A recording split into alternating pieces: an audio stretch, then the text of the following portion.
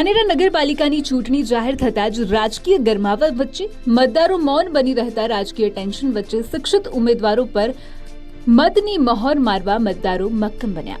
ધાનેરા નગરપાલિકામાં 5 વર્ષ માટે પોતાના પ્રતિનિધિ 19,707 મતદારો નક્કી કરશે.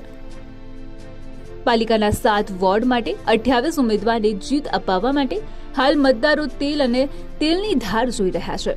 ગત ટર્મમાં કોંગ્રેસ, ભાજપ અને વહીવટદારનું શાસન જોયું છે, જેમાં પડેલી તકલીફને કારણે આ વખતે મતદારોએ પક્ષ કરતા સારા અને શિક્ષિત ઉમેદવારને જીત આપવા મન મક્કમ કર્યું છે. હાલ ભાજપ, કોંગ્રેસ અને આપ પાર્ટીની ટિકિટ સાથે ચૂંટણી લડવા ઉમેદવારો લોબિંગ કરી રહ્યા છે. સત્તા સમીકરણ સામે આવ્યા બાદ જ મતદારો નક્કી કરશે કે આવનારા સમયમાં સત્તા કોને આપવી. જો કે આ વખતે ભાજપ કોંગ્રેસની સીધી ટક્કર વચ્ચે આપ અને અપક્ષ ઉમેદવાર પણ મજબૂત ટક્કર આપે એવી સ્થિતિ સર્જાઈ છે. ત્યારે પાલિકાની ચૂંટણીમાં કેવા ઉમેદવાર અને કેવા વાયડા વચન સામે આવી રહ્યા છે એ પણ રસપ્રદ જ બની રહેશે નક્કી છે. પૂરા 1 થી 7 વોર્ડમાં એવા ઉમેદવાર આપે, જે પણ પાર્ટી આપે, જે પણ પાર્ટીમાંથી ઉમેદવાર આવે, લોક મૂકે અને લોકોની અંદર ભાવતો ચહેરો આપે અને પ્રજાને સાથે લઈને ચાલે અને પ્રજાના સુખ દુઃખમાં સાથે રહે અને પ્રજાને સુખ દુઃખમાં ચૂંટણી પતી જાય એટલે આપણી ઉમેદવારી ખતમ થઈ ગઈ, આપણે હવે નેતા નથી રહ્યા, એ વસ્તુ નથી હોતી. તમે જો પ્રજાની અંદર જાહેર જીવનમાં આવતા હો છો તો પ્રજાની સાથે અડધી રાતે ઊભું રહેવું એક તમારી ફરજ હોય છે. રાતધર્મ શું હોય છે, પ્રજા સાથે ઊભું રહેવું શું હોય છે, એવા નેતા આવે અને લોકોની સાથે ખભેથી ખભો મિલાવીને જો જનતા સાથે ઊભા રહે તો 100% જનતા એ લોકોને ફળ આપતી જ હોય છે. અને લોકલ પબ્લિક હોય છે, લોકલ પબ્લિકને ખબર જ હોય છે કયો માણસ શું છે, કયો માણસ શું નથી, કેમ કે વર્ષોથી ગામમાં ભેગા બેઠા હોય છે એકબીજા સાથે, એટલે ઓળખતા જ હોઈએ છીએ બધાને. એટલે પ્રજાને સાથે લઈને ચાલે અને ગામનું હિત, જે ગામનું હિત પહેલું છે અને ગામમાં પાયાની શું જરૂરિયાત છે અને લોકોને પક્ષાપક્ષીથી દૂર કરીને ગામનો વિકાસ કઈ રીતે થાય અને ગામનું ભલું કઈ રીતે કરીએ અને ગામ હાલની જે હરણફાળ છે એની અંદર ઉગતો સિતારો ધાનેરા સિટી કઈ રીતે બને એની મહત્વની જરૂર છે. એવા નેતાની ધાનેરા સિટી આખાને 1 થી 7 વોર્ડમાં જરૂર છે. મારું નામ સાજિદ મલેક.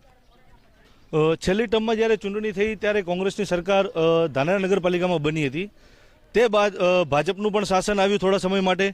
આ ટર્મ પૂરી થતાં ચીફ ઓફિસરનું શાસન પણ અમે જોયું. એટલે કે અમે 3 શાસન પણ આ નગરપાલિકાની અંદર જોઈ લીધા. તેમ છતાં ધાનેરા શહેરની હાલત જે છે તેની પરિસ્થિતિમાં હાલ જોવા મળી રહી છે.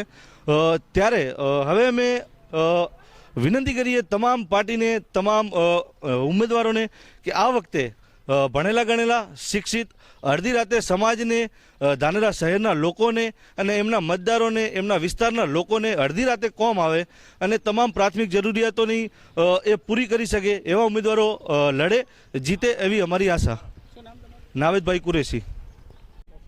સમગ્ર ગુજરાતની સાથે ધાનેરા નગરપાલિકાની પણ ચૂંટણી જાહેર થઈ છે, જેને લઈને મતદારોમાં જબરજસ્ત ઉત્સાહનો માહોલ જોવા મળી રહ્યો છે. ધાનેરા જો નગરપાલિકાની વાત કરવામાં આવે તો 19,707 મતદારો છે, 28 જેટલા જે ઉમેદવારો છે 7 વોર્ડમાં ચૂંટણીઓ લડશે. અહીંયા જો વાત કરવામાં આવે હાલની પરિસ્થિતિનો, ભાજપની અંદર જે સેન્સ લેવાયું હતું જેની અંદર લગભગ 145 લોકોએ ક્યાંક ને ક્યાંક પોતાની ઉમેદવારી માટે દાવો કર્યો છે. બીજી બાજુ કોંગ્રેસની વાત કરવામાં આવે તો 85 કરતાં વધુ ઉમેદવારો ક્યાંક ને ક્યાંક પોતાને જે ઉમેદવારી પત્રકને લઈને દાવો કર્યો છે. બીજી બાજુ જો મહત્વની વાત કરવામાં આવે તો આ જે ધાનેરા નગરપાલિકા છે, ધાનેરા નગરપાલિકામાં લગભગ 2 વર્ષ બાદ જે એટલે કે મુદત પૂરી થયા બાદ 2 વર્ષે ચૂંટણી આવી છે. આ ફેર મતદારોમાં પણ જબરજસ્ત ઉત્સાહનો માહોલ જોવા મળી રહ્યો છે. બીજી બાજુ મતદારોએ પણ નક્કી કરી લીધું છે કે આ વખતે ક્યાંક ને ક્યાંક શિક્ષિત ઉમેદવારો પોતાનો પ્રતિનિધિ બને.